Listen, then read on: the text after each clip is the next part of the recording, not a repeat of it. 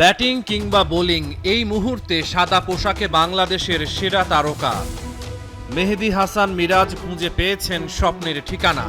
প্রতিদিনই নিজেকে ছাড়িয়ে যাওয়ার চেষ্টা, দলকে জয় এনে দেয়ার তাড়না। কঠোর পরিশ্রম তার জীবনের মূল মন্ত্র।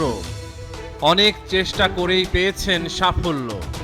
বাংলাদেশও পেয়েছে এক রত্ন। পাকিস্তানের বিপক্ষে ঐতিহাসিক সিরিজ জয়ে ব্যাটে বলে অনন্য। 2 টেস্টেই তার ব্যাটিং ছিল দলের জন্য ভীষণ গুরুত্বপূর্ণ।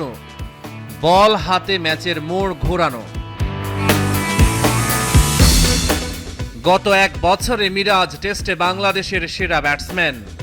10 ইনিংসে 380 রান ওর ব্যাটে। মুমিনুল আর মুশফিক পরের 2টা স্থানে। গত 1 বছরে টেস্টে বাংলাদেশের সেরা বোলারের নামও মিরাজ। বল হাতেও করেছেন রাজ। 11 ইনিংসে 23 উইকেট তার শিকার। বিদেশের মাটিতেও বেড়েছে বোলিংয়ের ধার।